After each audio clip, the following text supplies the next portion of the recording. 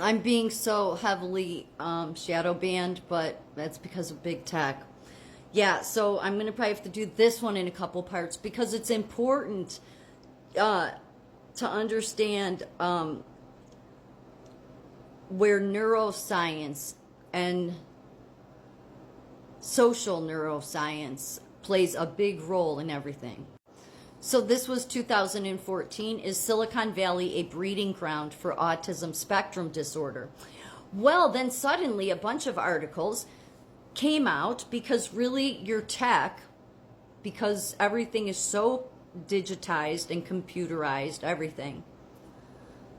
Big tech, because big tech is Silicon Valley, needed to get away from this because there were so many articles. I showed in my last video, this one, which was about the neuro tribes, okay? Now, his view of it is more, that we need to embrace it.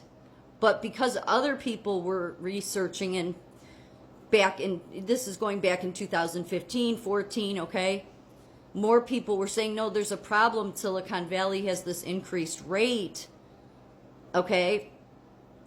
Then you have him come out, say we need to embrace this.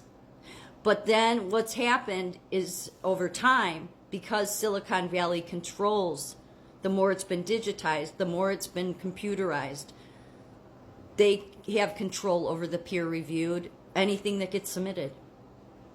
They do. So when they have that kind of control, they are the lever that controls everything social-wise. They can tell you science says this.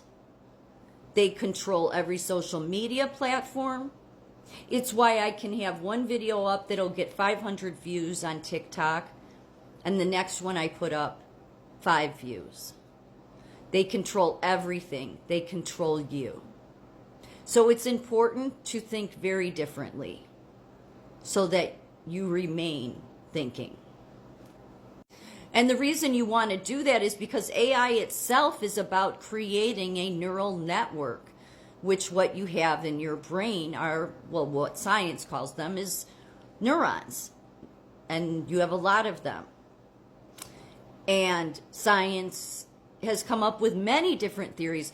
The one thing I've said for many years now, okay, because it's true, is the one thing science does not have down to a science, although they're trying to, because they want control over people. And they've had a good control over people because of the internet and deciding what's going to get seen and what won't. Is the brain. They don't understand enough about the brain. I even before the last few years of watching everything about AI, for a couple decades, I've always been interested in the mind and the way it operates. It's probably why I became a psych nurse. Okay, and they do not have it down to a science, but they want to make you think they do, because it's a better way to control people. So, of course, University of Chicago. Yeah, this was I forget. It was several years ago, quite a while ago. Forging a new field of social neuroscience. This is a way of bringing in sociology, or some social construct to push on people. That's not based in science. It's based on what big tech or what the powers that be, the elites if you want to call them, what they want you to believe. When people started realizing there was this issue in Silicon Valley with these high rates of autism, then this came out.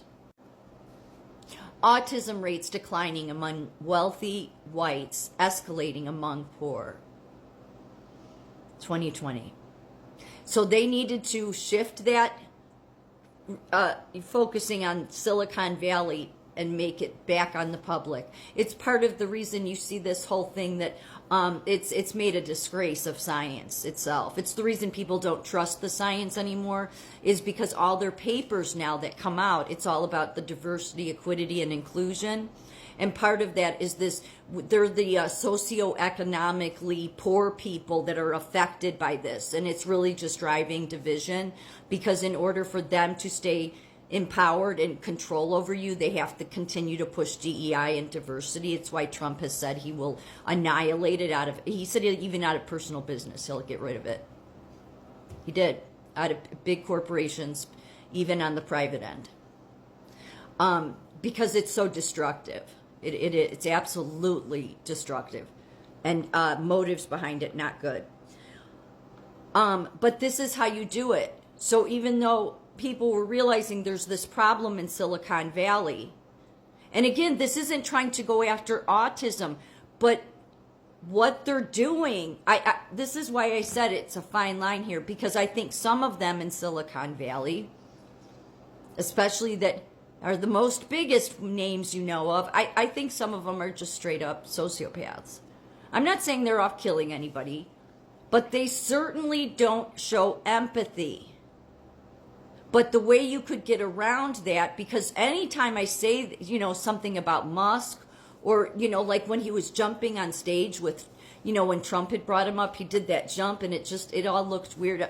I had these people in my comment section on YouTube saying, oh, he's from the autism movement. Okay, well, I just said what the autism movement was about, which wasn't actually addressing autism, but it was the milder end of autism people that formed this movement, and they just all happened to be out of Silicon Valley, and they say everybody has to accept. No longer can you even question. Yeah, we'll see, I'm going to question. So I think some of them they're not on the autism spectrum, but then if asked, like if there's somebody that's interviewed a lot, and people will say, I've seen this in interviews, but many people feel that you lack some empathy. Well, I have Asperger's. I'm on the autism spectrum. You see what I'm saying? That's what they do. Now, that's not me saying anything against autism. That's me saying that big tech, which is tied to your military-industrial complex, which is a lot of sociopaths. Well, this is how they do it. And this is why you'd get much of everything under big tech.